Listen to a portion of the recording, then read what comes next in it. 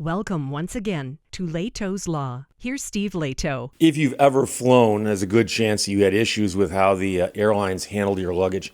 I got a bunch of stories about them losing my luggage or sending it to the wrong place or me getting it, but just a lot later than I got to where I was going. So here's a story Scott sent me, and this is an interesting one from the StraitsTimes.com. Swiss plane arrives in Spain without a single suitcase on board. So they brought the people, but not their luggage. And there's an explanation for it, but of course, the explanation doesn't help you when you land in another country and you don't have your luggage. So a plane flying from Zurich to Spain arrived without a single piece of luggage, unbeknownst to the passengers, according to the media, as the airline blamed ground staff shortages. And here's the thing. The plane takes off full of people, but no baggage. The people on board the plane who are running it, i.e. like the pilot and the other staff members, they know the luggage isn't there. But they don't tell the passengers for fear the passengers will be upset. So when the passengers land, get off the plane, go into the airport to look for their luggage, they're then told, oh, your luggage is not here. How do you know? None of your luggage is here. Really? Yeah, it's still all sitting back in the ground from Zurich, right? You're from Zurich? It's all sitting on the ground in Zurich. When did you figure this out? Oh, before we took off, we knew we weren't bringing the luggage. So you brought us all here without our luggage. You knew it, but you didn't tell us. Yes, that lack of communication is what really causes the problem here. Now, of course, if they had announced this before the plane took off, there may have been a lot of people upset. There may have also been some people who choose not to get on the plane. And see, they don't want that. So passengers on the Swiss Airlines flight to the northern Spanish city of Bilbao waited by the conveyor belt for their luggage to appear for over 2 hours. So they were standing there for 2 hours like idiots, watching that belt go around and their luggage not coming out. Swiss Airlines spokesperson confirmed that the plane had taken off with 111 passengers on board and 0 bags. 111 passengers, but no baggage. He told the news that there was a shortage of ground staff, adding that the crew had waited for the situation to be rectified, but after 1 hour and 16 minutes, the situation was still unchanged, and for operational reasons, we decided to fly without the baggage. The reason, he explained, was the need to pick up passengers at the other airport and get the plane back to Zurich before Zurich closed for the night. We understand the situation is not favorable for the people involved, and of course, we regret the inconvenience. Meanwhile, they cited passengers saying the pilot had apologized for the delayed takeoff, blaming it on a lack of qualified personnel, but did not explain that it had to do with their luggage. Passengers told the paper that no Swiss staff had been on the ground when they landed. They then waited for over 2 hours for their luggage before staff from Spanish airline Iberia informed them that the plane had in fact landed without any luggage on board. One woman said, "Our vacation is ruined." Meanwhile, the spokesperson said he could not confirm that passengers had not been informed about the decision to leave the baggage behind in Zurich. We are still analyzing the situation to find out what happened exactly and how we can improve. He said, this shouldn't happen. No. That's the whole story. I can tell you that there was a period of time where I was actually, very, very complicated story. I'm not going to get heavily into it. But for a little period of time, I was actually doing a radio show in another city. So every weekend I'd fly back and forth. Just over the weekend. I'd fly out Friday night and fly back Saturday afternoon. And 2 flights in a row, they lost my bag. Now, they didn't lose everyone's bag, just my bag. They lost my bag. So I'd go stand by the carousel. My bag wouldn't come out. I'd go over there. They go, oh, yeah, sorry. Your bag is still at the other town. We'll get it to you. And they just take your address, and they would get it to me usually the next day. So they basically throw it on the next flight, and it would show up the next day. So the interesting thing is they both times lost it when I was returning home. So I could just go home. It was no big deal because there's nothing in that bag that I needed in my daily life at home. But I also can tell you that one time on one of those flights, we all went and stood by the baggage carousel. Bags started coming off, but nobody's picking them up. And we were the only people in the airport at this time. We were one of the last planes to land for the day. We're all standing there, and pretty soon everyone realizes these bags are coming out, but they're not ours. So somebody walks over to the counter for that airline, because there's still somebody there, and they go, oh, all your bags went to New York. And those right there are all the bags that were supposed to go to New York. So there's a mix-up on the ground where they brought the vehicles out and accidentally bags here, when it's supposed to be bags here, bags here.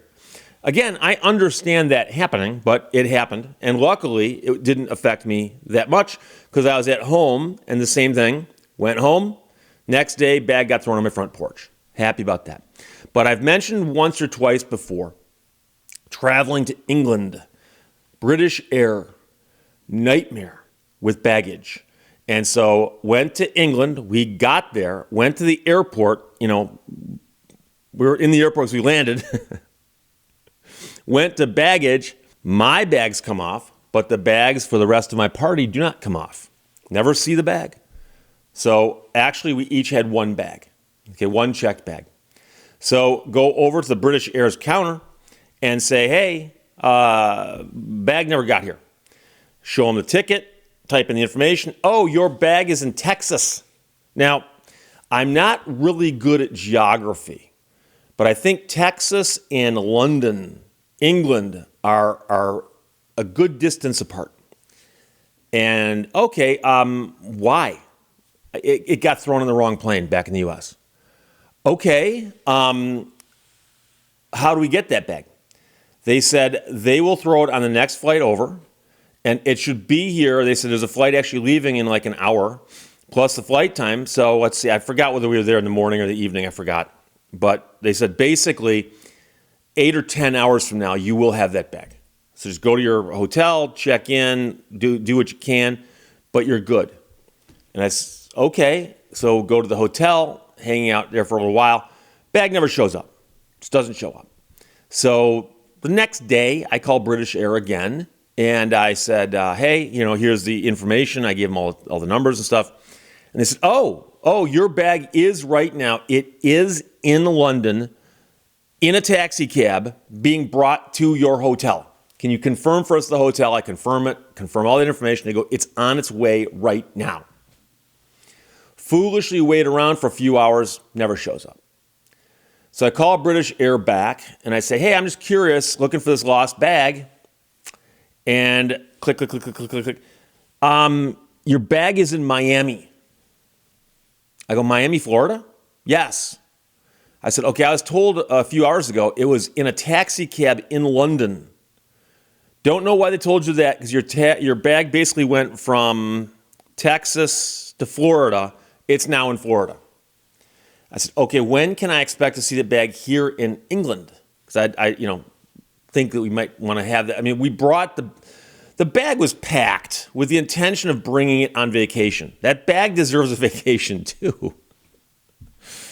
What, and the person I'm speaking to goes, oh, no, it'll be put on the next plane. It'll be in England in 5-6 hours, whatever that is. Put on a taxi, take in your hotel. Can you confirm your hotel for us? And I go, fine, okay. And I do the information, do the whole thing again. We managed to go out and get around a little bit, but it's putting a damper on things. And 6-8 hours later, call British Air again, and they go, oh, yeah. Your bag is in a taxi right now, headed to your hotel. It'll be there within the hour. Now I'm getting skeptical, but we wait. It doesn't show up. So then I realized maybe I should try calling a different number at British Air because we're in England. I wonder what happens if I call U.S. British Air. So I actually go through the motions of whatever's necessary to file to call an international number from England to call the U.S. on my cell phone. And I get a hold of somebody. And I say, hey, I'm just letting you know I'm in England right now. I came over here on British Air. And I've been having trouble with a piece of luggage we're trying to track down. Can you tell me where it is? They go, yeah, it's in Texas. Go, why is it in Texas? They go, well, apparently it went to Texas on the day you left, and it's been sitting there ever since. And I'm like, well, wait a second. Didn't someone told me that it was in Florida? Somebody told me that it was in a taxi coming to my hotel. No. It's been in Texas the whole time. Why? Don't know. But it is, and it has been. Okay, when will it be here? Well, it'll get on the next flight, blah, blah. And at that point, I was, as you might gather, a bit agitated. And I said, okay, we have a problem here because this luggage, at this point, we're 3-4 days into the trip. And the bag did show up, I believe it was day 5 of a week-long trip. And I said, it's kind of cramping our style because of the fact that there were things in that bag that someone needed to wear. And the person very delicately said, you can go shopping and replace those things in the bag at your own expense. And when you get back at the end of your trip, you can send us the receipts and we'll reimburse you. I go, how much am I allowed to spend? And they go, we cannot give you an exact number. If you go too high, we won't reimburse you. But if it's reasonable, we will. I said, can I have your name and number and all that information so I can prove that I talked to somebody? And they gave me a bunch of information that sounded plausible and a claim number. And I said, okay. So went shopping, bought a bunch of stuff, saved all the receipts. The next day, the bag showed up almost in time just to turn right around and come back home again. And when I got back to America, I pulled up my letterhead. This is Steve Lehto, attorney at law at the top, and wrote a very nice letter that said, flew on British Air to London, bag didn't make it there for 5 days, was told repeatedly that it was in a taxi, that it was in London, that it was in Florida, when I actually apparently was sitting in Texas the whole time. And we were told by his kind agent that we could go out and do this. Here are the receipts. Please reimburse us. And I actually got a check for every single penny. So it ended up okay, but it was a nightmare. It was just ridiculous. And so I've since seen articles where people say, you know something, if you're traveling, you've always got to ask yourself, what if your bag doesn't make it? Can you survive off of what's in your carry-on? So prescription drugs, for instance, eyeglasses. I mean, most people would bring those on board the plane, but you got to think about this stuff. Comfortable shoes, and so maybe even a change of clothing. But when you're thinking of going someplace, you think, okay, I pack the bag that we unpack at the hotel room, and I pack the carry-on that I can get into and out of on the way to the airport, at the airport, on board the plane, and then reverse it all at the other end. So crazy things happen, but the problem, of course, here is they get there, the luggage ain't there. Presumably it'll show up like the next day, but because they weren't told, number one, they got on the plane not knowing, and then they stood around like idiots at the airport for 2 hours. And of course, if you walked out and made the announcement, said, hey, all of you, your luggage ain't here, leave, there'd be some screaming and yelling, but at least they wouldn't waste those 2 hours of their lives they can't get back. So it's a crazy story. Scott, thanks for sending it from the straitstimes.com. Swiss plane arrives in Spain without a single suitcase on board. And I've seriously thought about this. Is there any way to make that fully rhyme? And I don't think there is. But if you've got a way to make Swiss plane arrives in Spain without its suitcases and make that rhyme, please do so. And I should also point out, several people caught this yesterday, but some did not. The set behind me is identical to my old set. But this is not an old video, okay?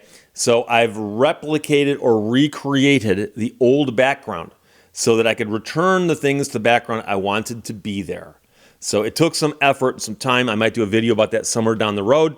But yes, this is a modern video shot this day.